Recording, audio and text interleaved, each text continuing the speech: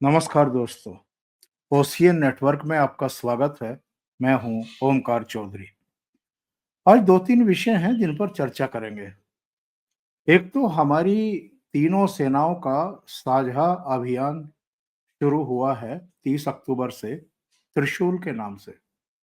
इसको लेकर के पाकिस्तान के वैसे ही तिरपन कांपे हुए थे, इससे वो और ज्यादा भयभीत दिखाई दे रहे हैं। दूसरे बातचीत करेंगे, इधर डोनाल्ड ट्रंप के सुर थोड़े से बदले-बदले से दिखाई दे रहे हैं। प्रधानमंत्री नरेंद्र मोदी की बड़ी तारीफ़ें कर रहे हैं। उनको पिता तुल्य भी बताते हैं, उनको बड़ा सख्त भी बताते हैं। ये भी कह रहे हैं कि बहुत जल्दी भारत के साथ मैं ट्रेड करूँगा। और चीन के राष्ट्रपति शी जिनपिंग के साथ जब मिले, तो भी थोड़े से बदले-बदले थे। कुछ दिन पहले उन्होंने कहा कि साउथ कोरिया में उनसे मुलाकात होगी, फिर कहा कि नहीं होगी, उसके बाद फिर उनके सुर बदले कि होगी, लेकिन मिले भी तो कहाँ, इंटरनेशनल एयरपोर्ट में। और वहीं पर दोनों पक्ष बैठे भी, और कुछ डोनाल्ड ट्रंप ने कदम पीछे खींचे, कुछ लचीलापन शी जिनपिंग ने दिखाया।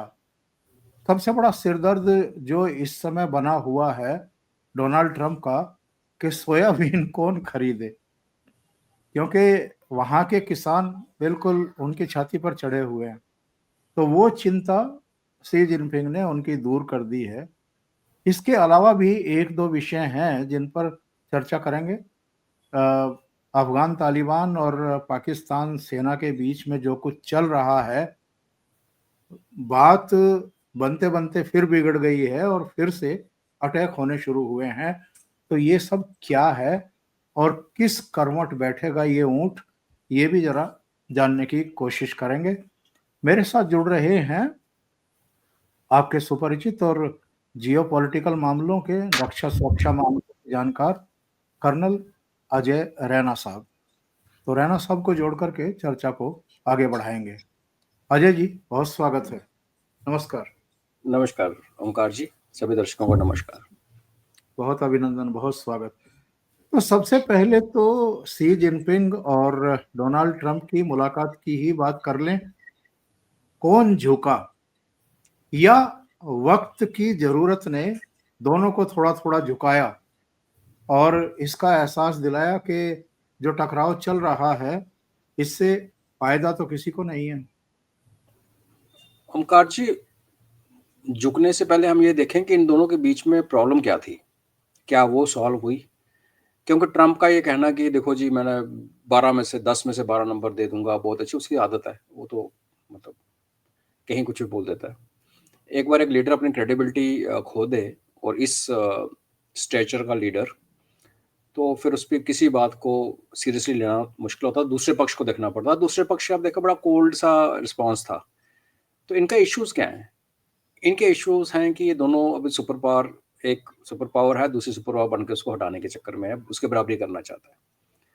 मिलिट्री माइट दोनों की कंपैरेबल हो चुकी है ऑलमोस्ट। दोनों का ट्रेड में एक दूसरे को बड़ी इतनी ज़्यादा डिपेंडेंसी है कि जो भी दुकान बंद करेगा वो डूबेगा। और फिर जो इश्यूज हैं कि चाइना वाले, इन्होंने अमेरिका के बीच में अंदर पुलिस स्टेशन खोल रखे हैं, उनकी बहुत तगड़ी एस्पेनाइज एक्टिविटी चलती है। चाइना ने अमेरिका के अंदर बहुत बड़ी जड़ें फैला रखी हैं, और रेजीम चेंज तक करने तक का उसमें उसके प्रोग्राम चलते हैं। तो ये जो मीटिंग हुई, इसमें इन इन चीज़ों को तो छेड़ा नहीं गया। ताइवान का एक मसला लास्ट में, जो बहुत बड़ा मसला है दोनों का, अमेरिका ने गारंटी दे रखी है कि हम तुम्हें कुछ होने नहीं देंगे, और इसमें बोला हम छोड़ना नहीं। इन पे तो कोई बात नहीं हुई। तो बात क्या हुई, जो आप कह रहे हैं आगे हुए या पीछे हुए, उसमें क्या बेसिकली बात हुई कि जो रिसेंट पास्ट में कदम उठाए गए, और उसमें कदम का भी अगेन, उसको आप क्रेडिट कहिए डिस्क्रेडिट कहिए, वो जाता है ट्रंप को, जिसने पहले ट्रंप ने टैरिफ वॉर स्टार्ट की। उसके बदले में उन्होंने रेयर अर्थ का तीर मार दिया। अब जो देखने में क्या लग रहा है कि हाँ, जो टैरिफ कम कर रहा है इस टाइम, हमसे कम टैरिफ है चाइना के ऊपर, बट फिर भी चाइना के जो बाकी जो एशियन मुल्क हैं, उनके बराबर का टैरिफ है। तो क्या अमेरिका चाइना को ये कह रहा है कि जैसा बांग्लादेश वैसा तू, या जैसा बर्मा वैसा तू? वो तो चाइना को एक्सेप्टेबल नहीं है। तो ये कोई बहुत बड़ा कदम नहीं है, क्योंकि इसके पीछे एक और बात ये है कि टैरिफ तो कम किए, जब बढ़ाए थे उसकी वो लीगल थे नहीं थे, अगले हफ्ते supreme court of United state में उसकी सुनवाई है।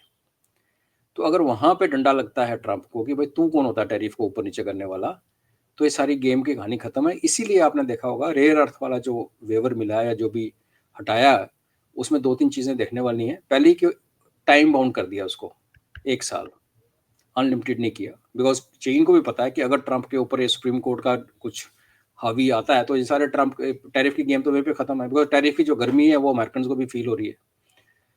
दूसरा, एक तो ये हो गया अनसर्टिनिटी। दूसरा, उसने सिर्फ अमेरिका को बोला कि हम तेरे को देंगे रेयर अर्थ, फ्लो चलता रहेगा। नेटो को तो नहीं बोला, यूरोप को तो नहीं बोला। इसका मतलब जो बाकी सहयोगी हैं ट्रंप के, वो भी आके नाक रगड़ेंगे शी जिनपिंग के, बिकॉज फैक्ट ये है कि 90% रेयर अर्थ की माइनिंग, मिनरल और एक्सट्रैक्शन चाइना ही करता है। तो इन दो एंगल से देखें तो दोनों ने अपनी अपनी गेम संभल के खेली है। अमेरिका ने जो गेम खेली है उसमें सबसे बड़ा स्लिपरी ग्राउंड ये है कि उनका सुप्रीम कोर्ट की वर्डिक्ट क्या आएगी। इन्होंने क्या किया, इन्होंने जो गेम खेली है पत्ते अपने पास रखे हैं। अगर ये ठीक हो गया, सुप्रीम कोर्ट अभी चल पड़ा, धीरे धीरे फिर यूरोप के साथ करेंगे, फिर बाकी जो नेटो कंट्रीज हैं, फिर वो सब चलता रहेगा। देखने वाली बात यह है ओंकार जी कि जब ये पंगा लिया था, मैं इसको पंगा ही कहूंगा ट्रंप का, तो उसका फर्क किसको पड़ा? टैरिफ बढ़ाने का सबसे बड़ा फर्क, और चाइना बहुत बड़ा एक्सपोर्टर था अमेरिका को, तो चाइना का वो करने से सबसे ज्यादा तकलीफ हुई यूएस के अपने सिटीजन को हुई। चाइना ने अपना रेयर अर्थ नहीं बेचे थोड़े दिन के लिए अमेरिका को, तो उसमें किसी नॉर्मल चाइनीज सिटीजन की लाइफ पे कोई फर्क नहीं पड़ा, बिकॉज रेयर अर्थ एक नेशनल एसेट है, वो एक देश कंट्रोल करता है, आपकी और मेरी ओनरशिप में नहीं आती।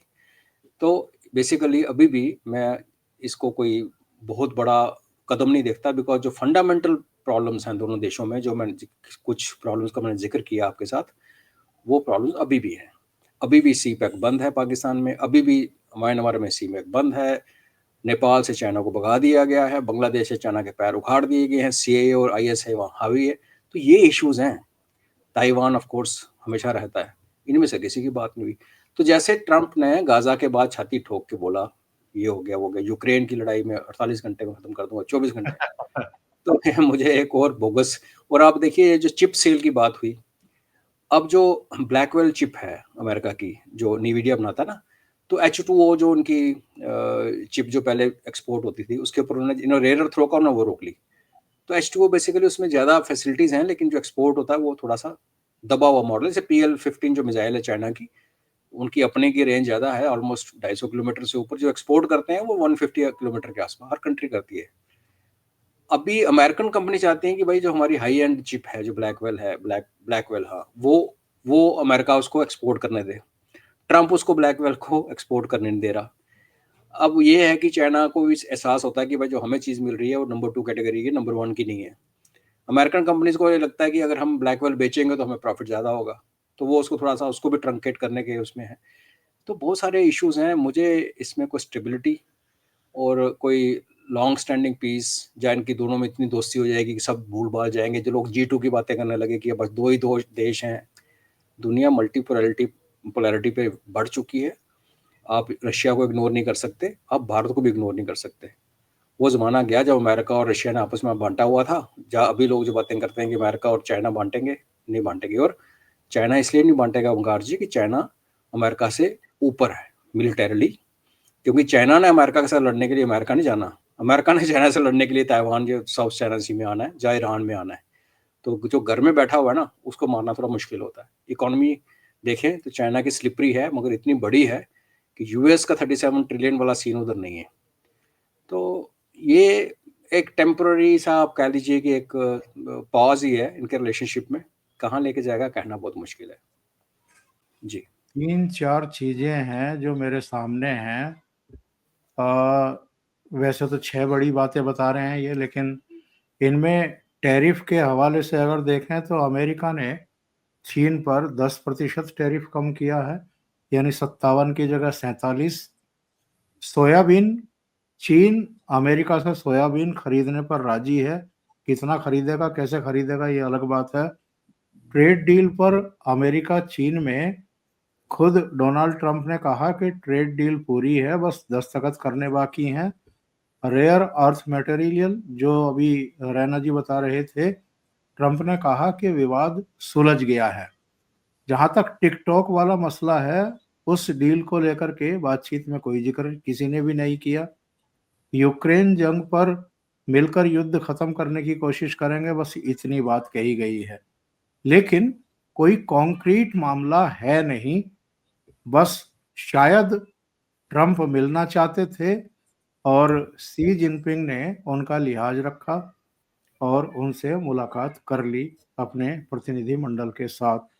तो ये नहीं कह सकते कि चीन के साथ कोई बहुत विन विन सिचुएशन में डोनाल्ड ट्रंप दिखाई दे रहे हैं। क्या है कि अभी ताइवान पर जब अमेरिका की तरफ से कुछ बयान आया तो चीन ने फिर उनको धमकाया है कि ताइवान को के बारे में थोड़ा संभल करके, जबान को संभाल करके ही बोलें अमेरिका। तो ये एक दुखती नस भी है चीन की, और चीन ये नहीं चाहता है कि ताइवान के मामले में अमेरिका किसी तरह का इंटरफेरेंस करे। क्यों अजय जी? बिल्कुल, आप सही कह रहे हैं। 2019 में आई थिंक लास्ट मीटिंग हुई थी। दुनिया की 2 बड़ी ताकतों के प्रेसिडेंट या हेड ऑफ स्टेट 6 साल मिले ही ना आपस में। ये बड़ा एक स्ट्रेंज दिखाता है कि पीछे कितना इनकी टर्बुलेंस रही है। और बिल्कुल सही बात है, सारी जिसको कहते हैं इंग्लिश में इट्स ऑल गैस, कोई कॉन्क्रीट स्टेप नहीं। वो जो मुद्दे, बेसिक मुद्दे जो चल रहे हैं, अभी टिकटॉक की ओनरशिप ऑफ कोर्स एक मुद्दा है जो बिजनेस से रिलेटेड है। लेकिन जैसे आपने कहा, सबसे बड़ी दुखती रग तो ताइवान है, और दूसरी दुखती रग है सेंट्रल एशियन रिपब्लिक, जहाँ अमेरिका भी घुसने की तैयारी कर रहा है। और अभी उसने सेंट्रल एशियन रिपब्लिक के पूरे हेड के साथ meeting, Uzbekistan, Kyrgyzstan, Kazakhstan, Tajikistan के हेड के साथ मीटिंग बुलाई है ट्रंप ने। तो वो करने की कोशिश कर रहा है जो किसी अमेरिकन ने आज तक किया नहीं, जो है कि रशिया और चाइना के बगल वाले इलाके में घुस रहे हो, पिछवाड़े में। तो वो जो घर का पिछवाड़ा होता है, वहाँ किसी को पसंद नहीं है कोई आपको आगे अंदर घुस जाए। तो अब इसका रिएक्शन और आएगा। और आप देखिए, मीटिंग से पहले ट्रंप जो है वो न्यूक्लियर टेस्टिंग की बात कर रहा है। तो इनकी धमकियां तो चलती रही। मीटिंग के बाद शी जिनपिंग ने बोला कि देखो, थोड़ा ध्यान रखो, ज़्यादा अप डाउन नहीं करना चाहिए, रिलेशनशिप स्टेबिलिटी पे चलता है, एक दूसरे से लड़ने से फ़ायदा नहीं। तो बेसिकली गैस है ये, इसका कुछ मतलब नहीं है। हाँ, आने वाले दिनों में 5, 6, 7 महीने में क्या होता है, अगर अमेरिका ये सोचता है कि मैं ऐसे दोस्ती करके, डिक्लेरेशन करके मैं चाइना को रशिया से दूर कर दूंगा, जो कि एक पॉसिबिलिटी हो सकती है, बिकॉज चाइना और रशिया का रिलेशन आपस में भी कोई इतने धार्मिक नहीं है।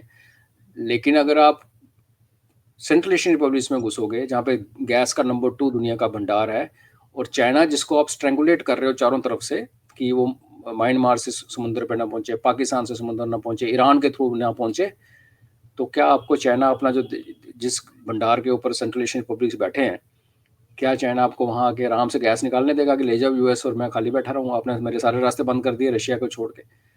तो और ट्रंप का ये कहना कि जो यूक्रेन वॉर है वो रशिया के खिलाफ चाइना का लेना देना नहीं, वो तो मैं पहले दिन से इस बात से सहमत ही नहीं हूँ।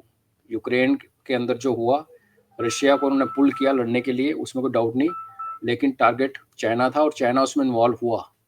चाइनीज़ टेक्नोलॉजी उसमें गई, चाइनीज़ ड्रोन उसमें गई, और इन्होंने तेल रोकने का उसमें किया, कोशिश किया। तो चाइना की रिलेवेंस यूक्रेन वॉर में मना नहीं कर सकते।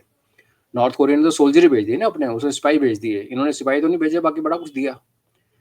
तो ये कुछ नहीं है, इसको आप ऐसे माने कि टाइम वेस्ट है। जैसे आपने कहा कि उसने बोला कि वो मिल लेते हैं, अभी वो छाती ठोक के कह रहा है कि मैं अप्रैल में आ रहा हूँ, और वो कह रहे हैं कि हाँ हमारे प्रेसिडेंट को इनवाइट किया यूएसए ने, यूएसए कह रहा है मैं अप्रैल में आ रहा हूँ, और बाद में वो उधर आएगा। अब दिसंबर में वैसे भी G20 की मीटिंग है अमेरिका में, वहाँ तो ट्रेस ने जाना ही है G20 की समिट में, शी जिनपिंग ने जाना ही है दिसंबर 26 में, और ये अप्रैल 26 की बात कर रहा था। बड़ी दूर है 26, किसने देखा, तब तो बड़ा कुछ हो जाना है जी।